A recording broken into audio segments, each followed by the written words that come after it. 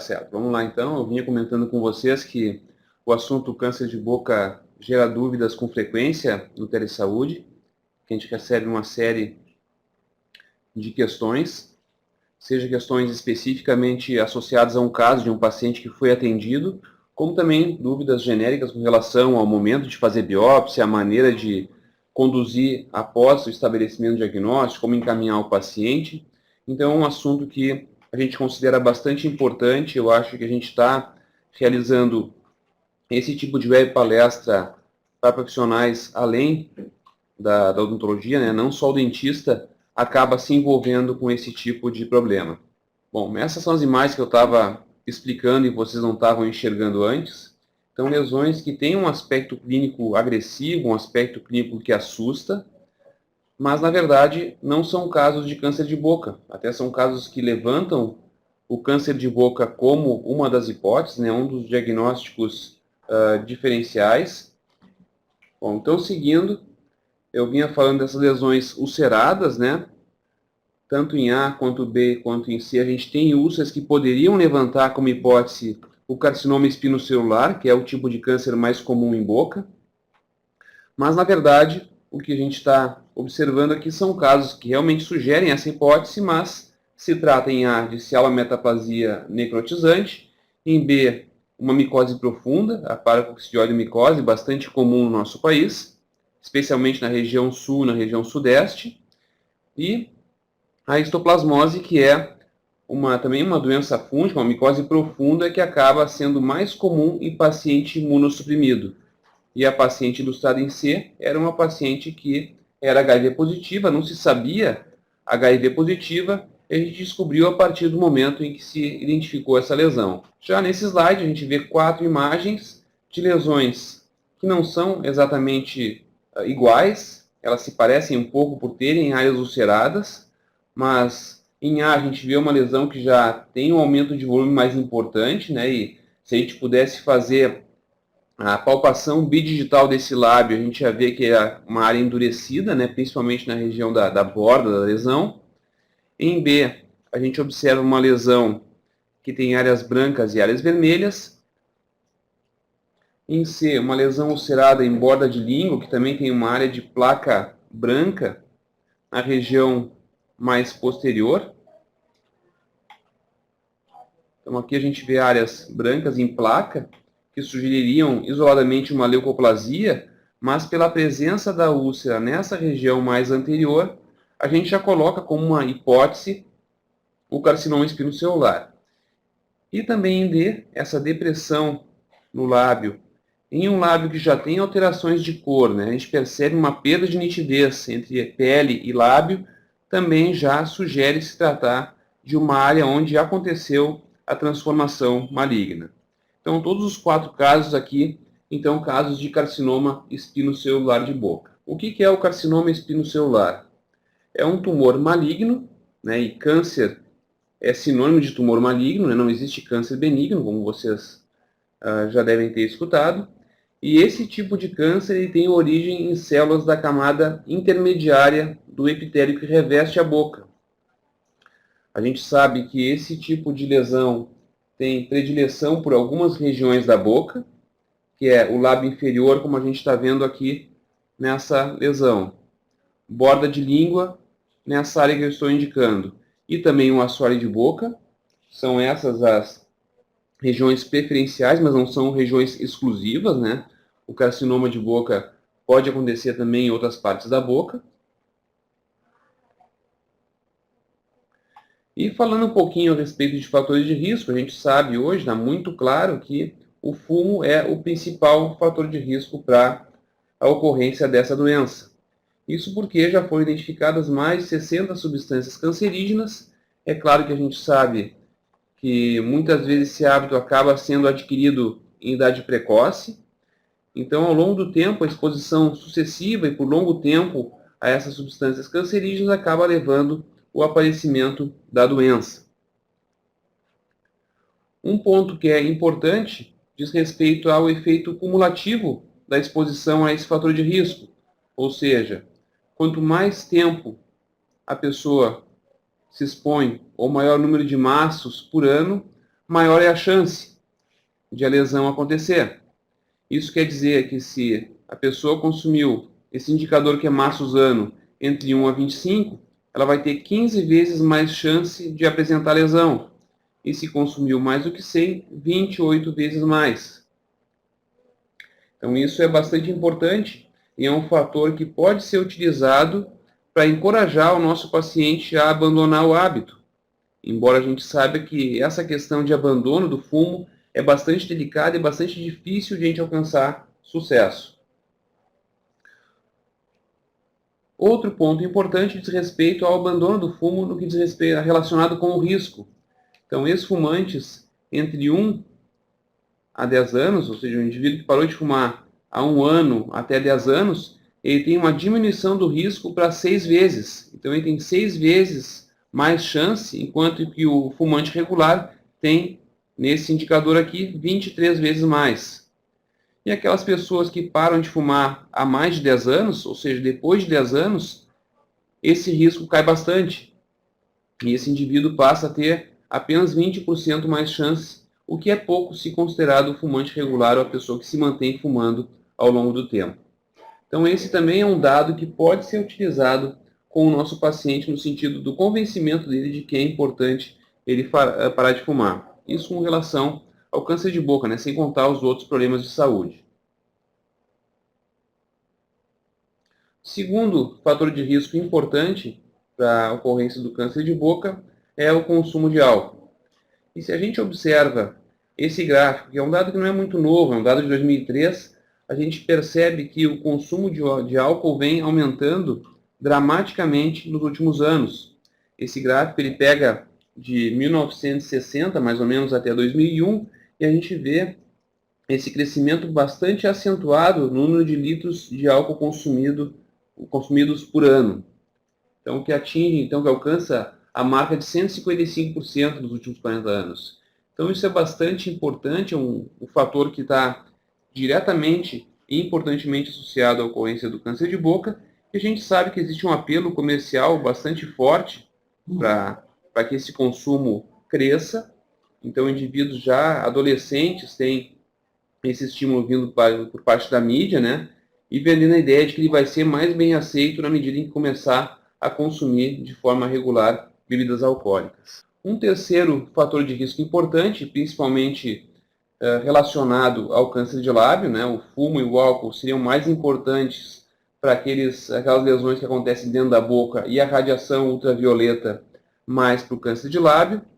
E a gente sabe que no nosso país, diversas regiões têm uma colonização europeia, né, italiana, alemã ou de outras partes da Europa, onde as pessoas são mais claras, estão mais suscetíveis à ação da radiação ultravioleta.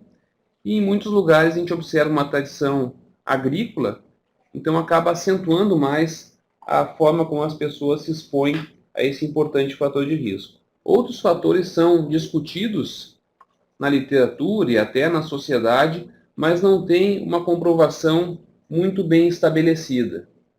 Com relação à dieta, um ponto importante é que, aparentemente, uma dieta rica em vegetais, frutas, acaba tendo um efeito protetor. Esse é um dado que a gente encontra nos artigos científicos, mas não está muito bem estabelecido, é difícil ser mais objetivo com relação à quantidade de fruta ou de vegetais que eu deveria consumir por dia para ter esse efeito benéfico. Outro fator que vem sendo muito discutido é o HPV, é bastante controverso, alguns artigos mostram relação ao possível papel do HPV com relação à ocorrência do câncer de boca, mas não existe um consenso, outros artigos mostram que, na verdade, é casual a presença de HPV em algumas lesões de câncer, e ele, de fato, não está participando da patogênese, ou seja, do mecanismo para desencadear o aparecimento dessas lesões. Com relação ao trauma, se fala muito que próteses antigas e que provocam trauma crônico poderiam também favorecer a ocorrência de lesões, mas, mais uma vez, não existe comprovação científica, não existe consistência científica para suportar essa afirmação. Com relação a fatores ocupacionais, principalmente aquelas profissões nas quais os indivíduos atuam em ambiente externo e acabam tendo mais exposição à radiação ultravioleta, e quando essa exposição se dá sem a devida proteção, pode sim estar associado então ao maior risco de ocorrência de lesões. E por fim, a higiene, a má higiene bucal, por muito tempo foi discutida e não se tinha um entendimento completo de como ela poderia atuar. Hoje se sabe que alguns micro-organismos, se a pessoa for fumante e não tiver uma boa higiene, ela pode ter o aumento da produção de alguns carcinógenos, porque essas bactérias são capazes de pegar o álcool, por exemplo, ou os carcinógenos do fumo e ativá-los ainda mais, então promovendo algum tipo de dano na mucosa, mas isso também não está completamente compreendido. No nosso estado e alguns outros estados do país, existe o consumo de uma bebida chamada chimarrão ou mate, tererê, como é chamado em alguns estados, e também se discute um pouco que a água quente poderia ter um papel no sentido de favorecer a ocorrência de lesões. O que tem mais ou menos estabelecido é que para câncer de esôfago existe sim um papel, mas com relação ao câncer de boca ainda não está também claro como esse agente pode participar.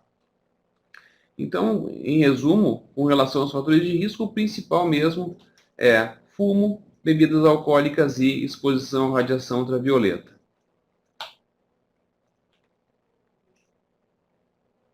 Falar um pouquinho de epidemiologia. E o Instituto Nacional do Câncer é um órgão do governo que a cada 2 anos ele lança um boletim onde ele fala de incidência do câncer, dos diferentes tipos de câncer, né, entre eles o câncer de boca, e alguns dados que eu vou apresentar agora são extraídos desse boletim. Para cada ano, tem sido estimada a ocorrência de em torno de 15 mil novos casos de câncer de boca. Esse número flutua um pouco entre 14 mil, 15 mil, mas não sai muito dessa faixa. Então, isso considerando novos casos, o que não é pouco, é bastante gente afetada por essa doença. Existe alguma heterogeneidade na distribuição desses casos pelo país. Aqui no gráfico à esquerda a gente vê casos em homens. A gente vê que, então, uma concentração maior na região sul e sudeste.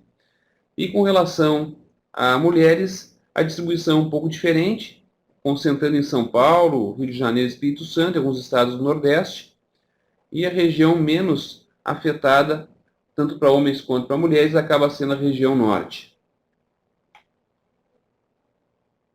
Mas mais importante ainda do que a incidência que não é baixa, é como a taxa de mortalidade vem se comportado ao longo das últimas décadas. Esse gráfico ali no eixo de baixo está um pouco embaralhado, ele foi extraído também de dados do governo. Ele mostra a mortalidade por câncer de boca entre 1979 e 2011, e a gente vê que apesar de tudo que se estuda, de tudo que se investe em cima desse problema do câncer de boca, pouca mudança, tem se mantido mais ou menos estável essa taxa de mortalidade ao longo do tempo. Isso, em números, significa 50%. Então, pensando em dados mundiais, de 300 mil novos casos para 2012, a gente observaria em torno de 145 mil óbitos. Isso é muita gente. Pensando em como o Brasil estaria nesse contexto, a gente pode olhar para esse gráfico, onde, fazendo uma analogia com o semáforo, os países marcados em vermelho seriam aqueles onde a taxa de mortalidade é mais alta, amarelo intermediária e verde mais baixa. E aqui a gente consegue perceber que o nosso país está mal colocado, que é um dos países onde a taxa de mortalidade por câncer de boca é mais alta. E a gente tem que considerar que para fazer a identificação de uma lesão na boca é muito mais fácil do que na região de mama, região de colo de útero, outros cânceres relacionados a órgãos internos, e a gente tem percebido que para esses tipos de câncer, alguma mudança nessa taxa de mortalidade tem sido observada ao longo dos anos, e para câncer de boca, que seria relativamente fácil de se fazer esse diagnóstico, isso não acontece.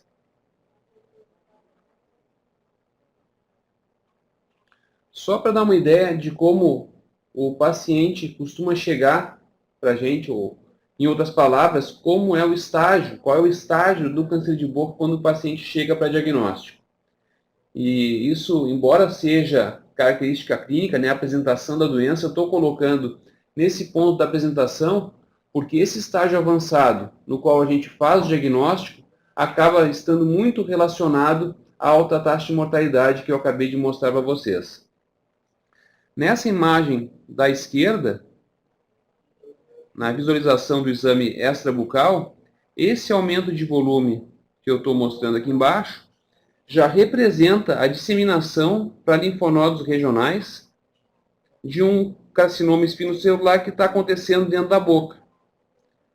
Então, só para a gente ver esse aumento de volume, que não é pouco, se a gente fosse classificar, existe uma classificação de estadiamento, né, de quanto espalhado está esse tumor, e aqui seria um grau bastante avançado,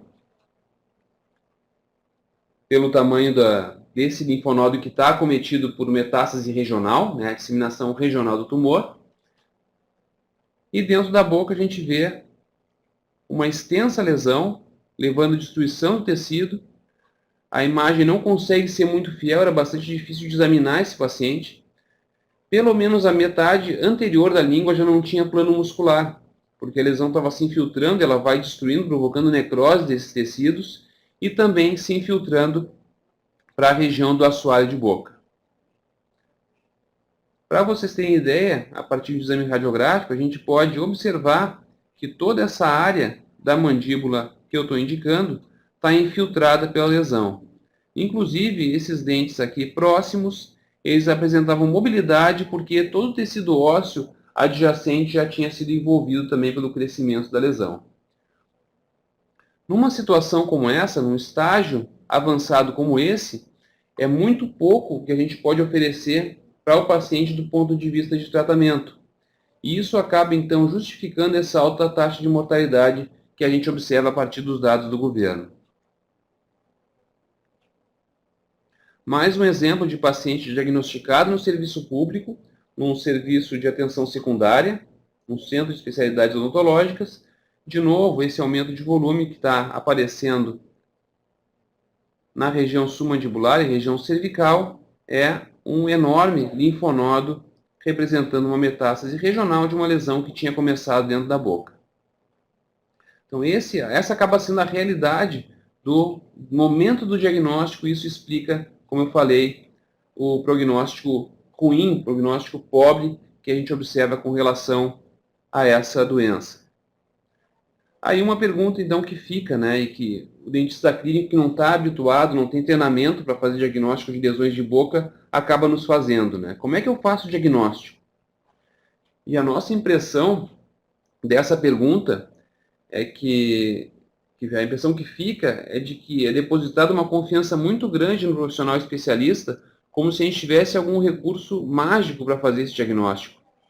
Na verdade, é claro que é importante a gente ter conhecimento, ter estudado o assunto.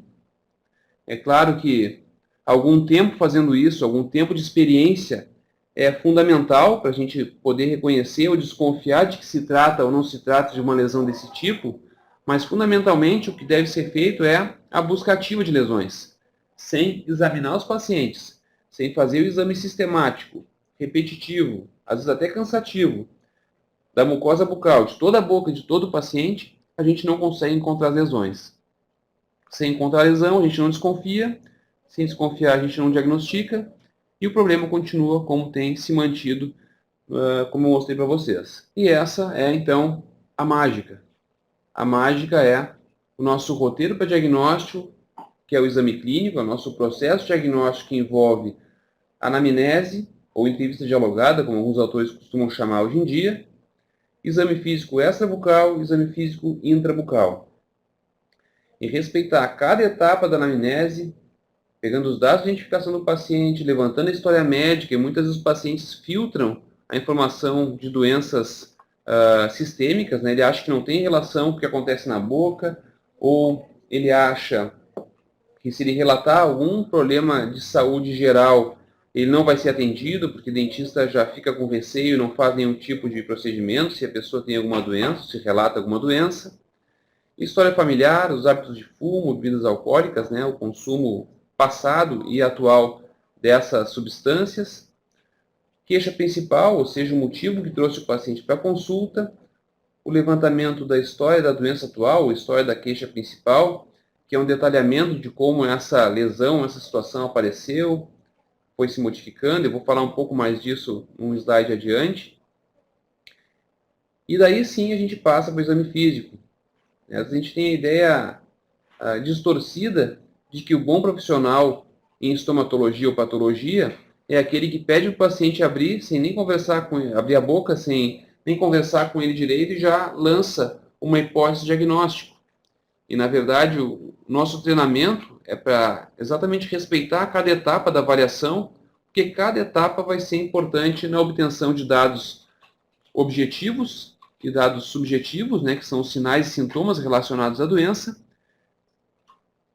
E em cima do raciocínio sobre essa informação, né, a partir do raciocínio em cima desses dados objetivos e subjetivos, nós vamos montar um quadro clínico, como se fosse um quebra-cabeça, e a partir desse quadro clínico, a gente elabora as hipóteses de diagnóstico, e aí então isso direciona para a conduta, e a partir dessa conduta a gente consegue definir o prognóstico, ou seja, uma previsão de como esse paciente vai evoluir, e fundamental a gente estar acompanhando o paciente, o que vai nos dar certeza de que o diagnóstico estabelecido inicialmente estava correto, e também de que o paciente vai ficar bem ao longo do tempo. Em alguns casos, essas etapas que eu mencionei para vocês não são o suficiente para se chegar à definição do diagnóstico. E aí se faz necessária a complementação com algumas informações a partir da realização de exames complementares, que podem ser os exames de imagem, exames hematológicos ou a biópsia associada ao exame histopatológico. A partir da informação desses exames, a gente pode muitas vezes completar a informação a respeito de um quadro clínico e aí sim seguir as etapas seguintes que eu comentei com vocês. Como eu comentei, é fundamental a gente valorizar esse momento da anamnese e pelo menos 50% dos casos, uma anamnese bem feita, uma coleta de informações a partir da conversa com o paciente já nos dá quase 70% da certeza do que ele possa apresentar dentro da boca.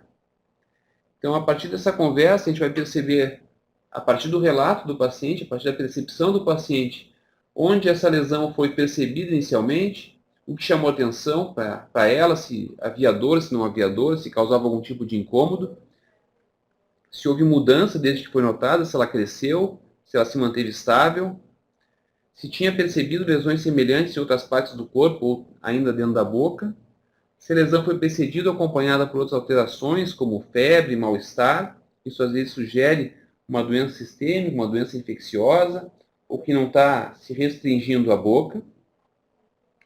Se tinha outro tipo de sintoma quando a lesão surgiu, e até mesmo qual é a causa dessa lesão na opinião do paciente. Em alguns casos, isso acaba sendo informativo e acaba ajudando nesse processo de definição do diagnóstico. Então, passando a falar um pouquinho do exame extrabucal, ele deve envolver a palpação de linfonodos, que podem estar aumentados de volume e sugerindo a presença de alguma lesão maligna dentro da boca. Nem sempre esse linfonodo aumentado vai ser tão evidente como nas imagens que eu mostrei anteriormente. Às vezes a gente só vai perceber que existe alguma alteração nesses linfonodos a partir da palpação. Então isso deve ser incluído como rotina no exame do cirurgião dentista. Também análise das características da pele dos pacientes, né? Algum tipo de sinal, algum sinal estranho, mesmo que o dentista não seja capacitado a fazer o diagnóstico de lesões cutâneas, ele pode recomendar que o paciente procure um médico, né? Um dermatologista ou um clínico geral para auxiliar nesse sentido. Exame da boca, que deve contemplar todas as regiões da boca. É interessante que cada profissional ele tenha a sua ordem, tenha a sua maneira de fazer e que essa forma de fazer o exame seja repetida a cada paciente. Isso com o objetivo de não esquecer nenhuma região da boca. É lá que pode estar escondida alguma lesão. Então, aqui começando da parte externa, na mucosa de transição do lábio, depois mucosa labial superior, mucosa labial inferior, mucosa jugal de dois lados, né? Dorso da língua, gengiva inserida em fundo de sulco, depois borda da língua, e no momento do exame da borda da língua é fundamental isso que está aparecendo aqui, o tracionamento da língua com uma compressa de gaze, e preferencialmente afastando a região da comissura, o que pode ser feito até com uma espátula de madeira, um odontoscópio, de forma a enxergar até a região posterior, porque a região posterior da língua é onde muitas vezes o carcinoma espinocelular vai começar. Região do ventre da língua, assoalho de boca, palato e, por fim, a região da orofaringe. E com isso a gente faz um exame que não vai levar muito tempo, né? Um argumento que a gente escuta às vezes é de que esse exame pode ser demorado, mas, na verdade, esse exame, segundo a provocação desse artigo, em um profissional treinado, leva em torno de 90 segundos. Então, não é isso que vai fazer com que a nossa consulta fique mais demorada. Então, fazer sempre da mesma forma e a cada consulta. Toda consulta, a gente pode fazer esse exame rápido, dar uma passada em todas as mucosas, de forma a identificar essas lesões. Outro argumento contra o exame sistemático da boca que a gente, que trabalha especificamente na área escuta, é de que esse tipo de lesão só aparece nos livros. Eu trabalho, faço clínica há 30 anos e eu nunca vi um carcinoma espinocelular. E tem uma resposta clássica que os profissionais da área conhecem para essa colocação do eu sou profissional há 30 anos e nunca vi um carcinoma, que é a resposta de um professor, que eu nem lembro mais qual foi o autor, que respondeu o seguinte: você não viu nenhum carcinoma, mas muitos te viram. Ou seja, ele estava lá e passou despercebido. Pegando dados da população do nosso estado, o estado do Rio Grande do Sul, a gente sabe que em torno de 1/3 das pessoas, 30% da população aproximadamente, apresenta pelo menos uma lesão de mucosa bucal. E aqui eu estou falando lesões de forma geral, não só o câncer de boca, porque na verdade a gente não acorda um dia e decide vou fazer diagnóstico de câncer de boca. A gente tem que ter a busca ativa por lesões incluídas no nosso dia a dia, e daqui a pouco, entre as lesões que são diagnosticadas, algumas vão ser suspeitas ou vão ser efetivamente diagnosticadas como câncer de boca. Para isso, para a gente saber o que é alteração, a gente tem que ter noção do que é normal, do que não é normal, do que são variações anatômicas que acontecem na boca. Eu não vou conseguir hoje falar detalhadamente de cada uma dessas que estão apontadas nesse slide, mas é importante a gente saber que toros, gânulos de Fordyce, papila parotídea, carúnculas sublinguais e as outras situações que são apontadas aqui não são lesões, não são alterações que devem ser consideradas importantes ou que exijam algum tipo de tratamento. Como eu falei, nem toda lesão que aparece na boca é câncer. Aqui a gente tem alguns exemplos de lesões com diferentes apresentações, que podem se apresentar como vesículas, como está aparecendo nessa imagem, em um caso de herpes secundário. Podem aparecer como lesões ulceradas, lesões erosivas, nesse caso de língua geográfica. Aqui mais um caso de lesão erosiva, um caso de candidíase. Querite actínica, que embora não seja câncer de boca, é uma desordem potencialmente maligna, é uma lesão que tem risco de transformação no câncer de boca, então, em função disso, merece uma atenção, o paciente tem que ser orientado, tem que ser acompanhado. Lesões pigmentadas, lesões, mais um tipo de lesão ulcerada que efetivamente é um câncer de boca. Lesões bolhosas, um caso de mucocélia, um cisto salivar. Lesões nodulares, 2 exemplos, e aqui uma lesão em placa. E uma coisa que é importante é o profissional que vai até mesmo buscar conversar com um especialista, né, no caso de um profissional que atua em APS, quer fazer uma teleconsultoria, ele ter a capacidade de fazer a descrição dos aspectos dessas lesões. Muitas vezes a gente recebe consultorias que nos informam o seguinte: o paciente tinha uma lesão na língua. E isso não me diz muita coisa, porque se ela for uma lesão na língua, dessa forma que eu estou indicando, eu vou pensar numa coisa. Se for uma lesão na língua desse tipo, eu já vou ter uma outra conduta. E se for uma lesão desse tipo, já é bem diferente. E aqui eu estou falando especificamente da primeira informação que a gente espera de um colega quando vai descrever uma lesão, que é a informação a respeito da lesão fundamental. Qual é o aspecto principal que mais chama a atenção? Existe uma destruição de tecido, exposição de tecido conjuntivo, caracterizando uma úlcera? A mucosa está mais delgada e por isso fica mais avermelhada, como a gente vê numa erosão? Ou é um crescimento de tecido representando um nódulo?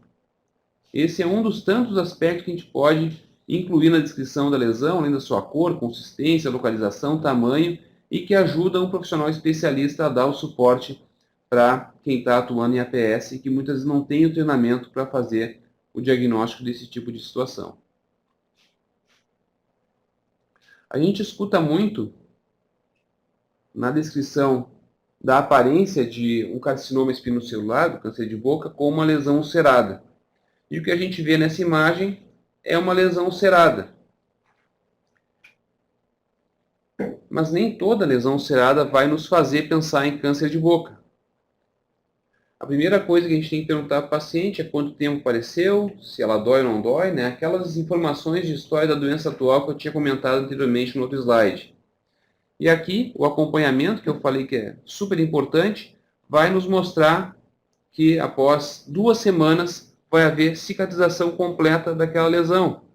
Isso nos fecha a informação de que se trata de uma lesão traumática, ou uma queimadura. Então, algum fator provocou destruição tecidual ali, pode ser uma mordida, pode ser um alimento quente, mas aqueles 14 dias que a gente informa, né, da suspeita para câncer, de uma lesão que não cicatriza após 14 dias, é a preocupação de a gente não pensar que se trata de câncer de boca e uma lesão traumática como essa que eu mostrei para vocês. Outras vezes são úlceras recorrentes que a pessoa tem ao longo da vida e conta a história que sente uma alteração naquela mucosa, daí vem a úlcera, vem a ferida, né? E após 7, 14 dias ela desaparece. E depois de um tempo volta a aparecer em outro lugar. Então essa história e essa informação clínica não fecha para a suspeita de câncer de boca. Então nem toda lesão ulcerada nos faz pensar nesse tipo de diagnóstico. E essa angústia que a gente tem de pensar se é possível ou não fazer um diagnóstico precoce de câncer de boca é uma angústia que outras pessoas, outros pesquisadores ao redor do mundo também compartilham. Aqui a gente tem 2 exemplos de lesões diagnosticadas precocemente. Uma lesão em assoalho de boca, que tem não mais do que 1 centímetro de diâmetro. Outra lesão na borda da língua, já com aspecto mais típico, né, que é essa elevação da região da borda da lesão, né, que tem endurecimento, né, então isso sugere já tratar-se de câncer de boca.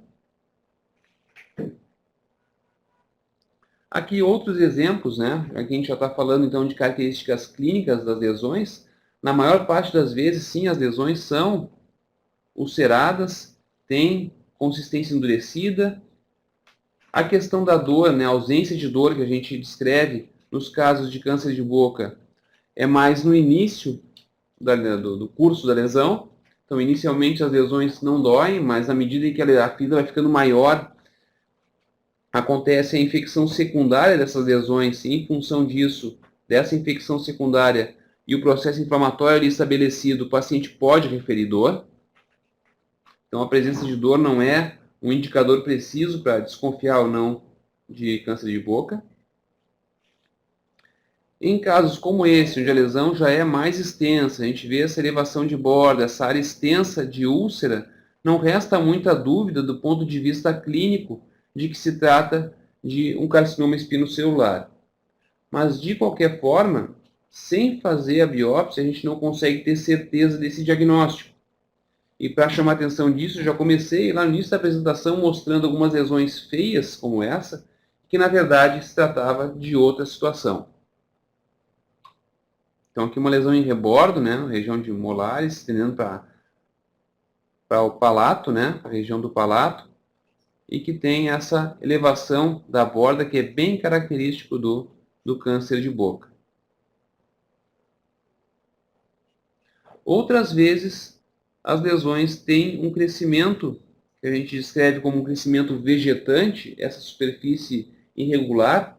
Então aqui é um crescimento de tecido, não é uma ferida, não é uma destruição de tecido, mas esse aspecto irregular de superfície aqui, que alguns autores descrevem como pedregoso, também é sugestivo de carcinoma espinocelular.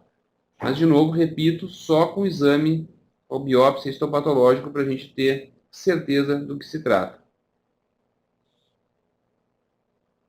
Alguém tem alguma pergunta até aqui? Vocês podem usar o chat para fazer algum tipo de pergunta se for oportuno. Outro aspecto clínico que pode também estar associado a carcinoma espinocelular é o de lesões brancas. E esse tipo de situação é bastante difícil porque muitas lesões aparecem como áreas brancas dentro da boca, até mesmo lesões traumáticas. O trauma crônico pode induzir uma resposta tecidual com espessamento da mucosa e isso aparecer como uma lesão branca. Então, um ponto importante nesse processo diagnóstico é a gente descartar que algum fator irritativo crônico possa estar provocando aquela lesão. Nesse caso, também em borda de língua, a gente vê áreas brancas, vê áreas vermelhas. E se a gente descarta a participação de algum fator irritativo, nesse caso, o nosso diagnóstico clínico seria de uma lesão leucoeritroplásica. Uma lesão que é branca e vermelha e que a gente não tem certeza do diagnóstico final, né? E a biópsia vai ser parte do caminho para fechar esse diagnóstico. Pode ser uma situação prévia ao surgimento de um câncer ou já ser um câncer estabelecido. E com base, de novo, na avaliação microscópica, que a gente vai ter uma melhor noção do que está acontecendo. A partir desse slide, vou mostrar uma sequência a respeito da realização da biópsia, que a gente sabe que é um procedimento que causa insegurança para vários profissionais da área da odontologia. Mas, na verdade, ainda que não seja um procedimento extremamente simples, é um procedimento que até mesmo na atenção primária pode ser realizado. Então, nesse slide a gente vê essa lesão branca, tem uma área de placa, né, uma área mais espessa branca, depois uma área de mancha em torno dessa porção da placa, e na região central tem uma úlcera. Então, em função dessa característica que pode ser ou sugerir um carcinoma espinocelular, a biópsia estaria indicada. Esse ponto hemorrágico que aparece aqui é em função da anestesia que já foi feita nesse momento dessa sequência clínica de um caso de biópsia. Então, nesse slide a gente mostra já a incisão. Então, a incisão em torno da lesão aqui. E depois da delimitação da peça com essa incisão, que é o que se faz no primeiro momento, a peça é removida. A gente percebe nessa imagem aqui o leito muscular, né, o tecido muscular subjacente. Então, notem que a porção de tecido removida não é muito extensa. É como se fosse uma lâmina da mucosa, né, superficial. E depois os pontos de sutura e o paciente vai embora para casa com as recomendações que são semelhantes ao que se faria para uma extração dentária.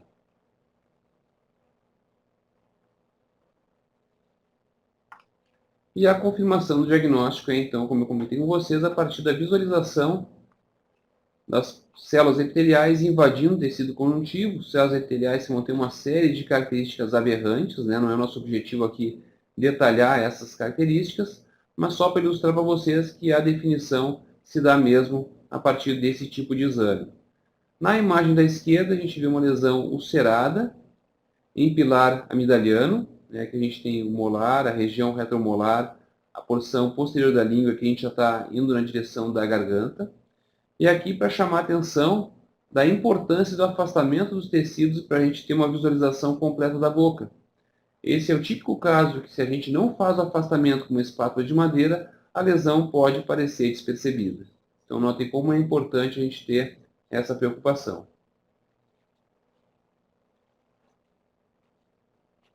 Então, em alguns casos, né, o tratamento vai ser menos agressivo, como esse. A gente percebe na foto da direita o paciente tratado e praticamente não se percebe cicatriz, é como se não tivesse havido nenhum tipo de defeito. E outras vezes, em lesões que nem são tão grandes, como essa lesão do assoalho de boca, a cirurgia é bastante mutiladora e o paciente acaba tendo um prejuízo na sua qualidade de vida que é bastante importante. Então, chamando a atenção mais uma vez para a importância do diagnóstico precoce. Eu vou passar esses slides, que a gente já está um pouquinho avançado no nosso tempo. Então, falando do papel do Telesaúde, no sentido tanto de fazer ações como essa web palestra para levar informação para os colegas que não estão muito habituados com o assunto do câncer de boca, mas também pela possibilidade da realização de consultorias. Então, vocês podem enviar os casos de vocês para a gente discutir junto, para tomar decisão junto, para pensar se é o momento de realizar a biópsia ou não é. E a gente está à disposição, então, através desse site, para que vocês possam, então, estar entrando em contato com a gente.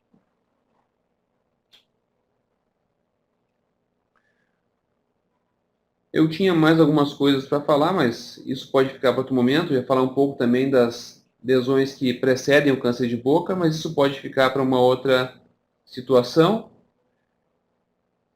Então, nesse momento, eu me coloco à disposição para que vocês façam as perguntas, se tinham as dúvidas que eventualmente ficaram. A gente tem mais alguns minutinhos para fazer isso.